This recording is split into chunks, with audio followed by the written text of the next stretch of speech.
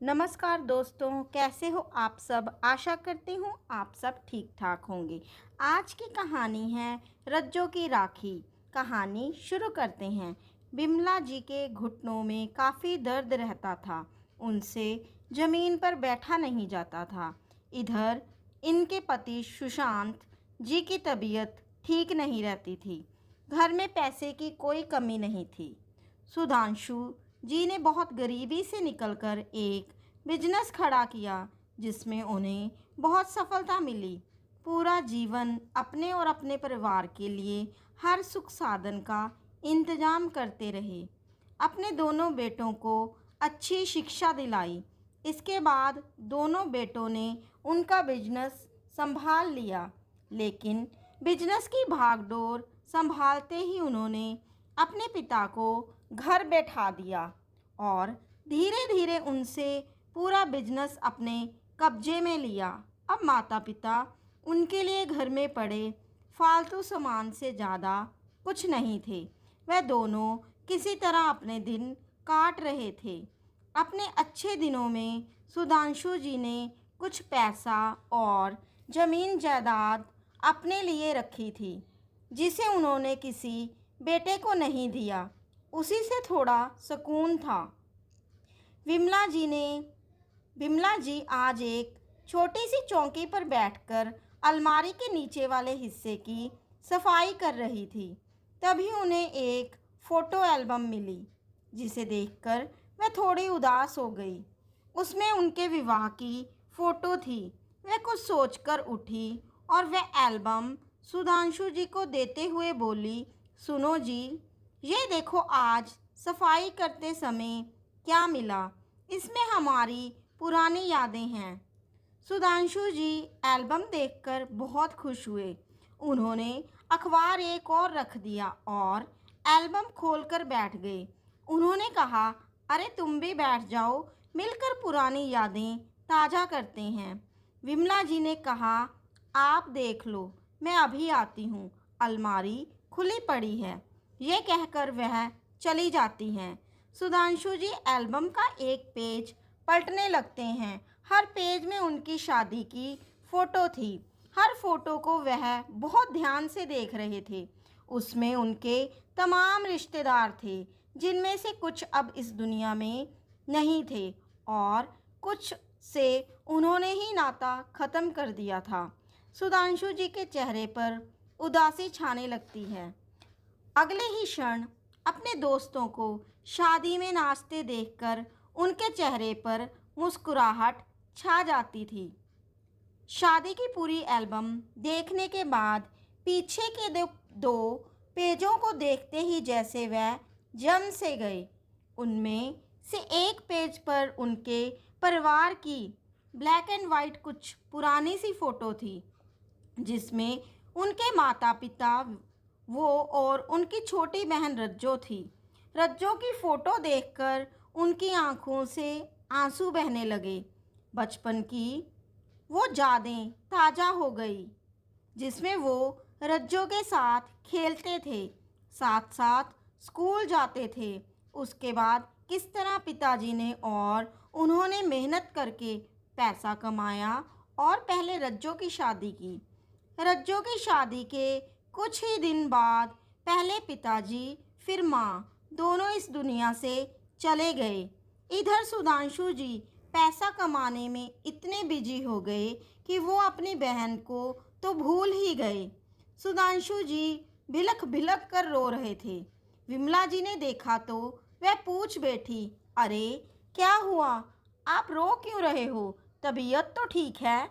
सुधांशु जी ने कहा, मैं पैसे कमाने के चक्कर में अपनी बहन को भी भूल गया। आज कितने वर्षों से वह हर साल मुझे राखी भेजती है, लेकिन मैंने कभी उसकी राखी नहीं बांधी और उसके साथ एक चिट्ठी होती थी, जिसे मैंने कभी नहीं पढ़ा, ना कभी जवाब दिया। विमला जी ने कहा, हाँ, अपराध तो हमसे हुआ है, शायद आज उसी की सज़ा भी हमें मिल रही है। हमारे पास पैसा है, सब कुछ है, लेकिन फिर भी हम अकेले हैं। आज अपने ही बेटों के लिए हम गैर हो गए हैं। हमें उनके बर्ताव से कितना बुरा लग रहा है। ऐसे ही रज्जो को हमारी नफ़रत का कितना बुरा लगा होगा, ये आज समझ आ रहा है। लेकिन छोटी होते हुए भी उसने अपना फ़र्ज हमेशा निभाया, समय पर राखी भेजी। लेकिन हमने कभी उसका हाल जानने की कोशिश तक नहीं की।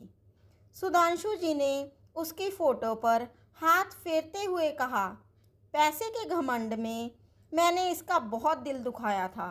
याद है मेरी शादी पर जो तोहफ़ा लाई थी, वह भी मैंने वापस कर दिया था कि इतना घटिया तोहफ़ा हम नहीं ले सकते। जबकि मुझे पता था कि उसकी आर्थिक स्थिति सही नहीं है, लेकिन पैसे के घमंड से मेरे मन में यह बात घर कर गई थी कि मुझे किसी की ज़रूरत नहीं है। मेरे अपमान से आहित होकर वह चली गई और आज तक दोबारा मुझसे मिलने कभी नहीं आई।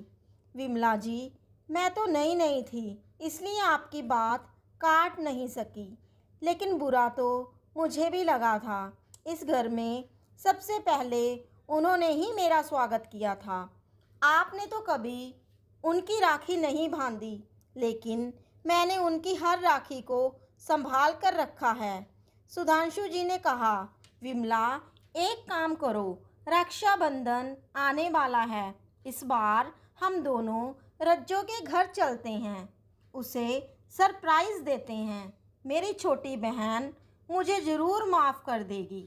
विमला जी ने खुश होते हुए कहा, हाँ ये ठीक है, लेकिन राखी वाले दिन नहीं, उससे 2 दिन पहले चलेंगे। पता नहीं उनकी स्थिति कैसी है। मैं उनके लिए घर का सामान और उपहार ले चलूँगी और हम उन्हें कुछ पैसे भी दे आएंगे। सुधांशु जी ने कहा, हाँ ठीक है, राखी के उपहार को वह मना भी नहीं करेगी।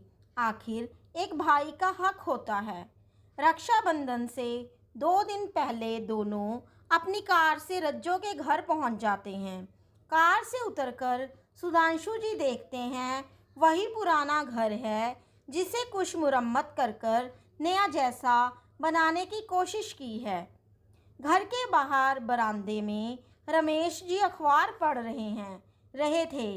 घर के बाहर कार रुकने से वह बाहर देखने आए। सुधांशु जी ने उन्हें देखा। पहले तो वह पहचान नहीं सके, कई साल बाद देखा था। सर के बाल पक चुके थे, चेहरे पर गड्ढे हो गए थे, बहुत कमज़ोर से लग रहे थे। उन्हें पहचानने के बाद सुधांशु जी ने कहा, क्या हुआ, आपने हमें पहचाना नहीं? मैं रज्जो का भाई। ये सुनकर रमेश जी जैसे नींद से जागे। उन्होंने कहा, अरे भाई साहब, आपके आने की उम्मीद नहीं थी, इसलिए पहचानने में समय लग गया। रमेश जी बहुत खुश हुए। उन्होंने बरामदे में ले जाकर बैठाया। अपने बड़े लड़के को आवाज़ दी, बेटा मोहित, देखो तुम्हारे मामा जी आए हैं, पानी लेकर आओ। कुछ देर में मोहित 2 गिलास पानी लेकर आया। विमला और सुधांशु जी पानी पी रहे थे। अब तक तो उसे खबर मिल गई होगी, वह हमसे मिलने क्यों नहीं आई? क्या अभी तक नाराज है?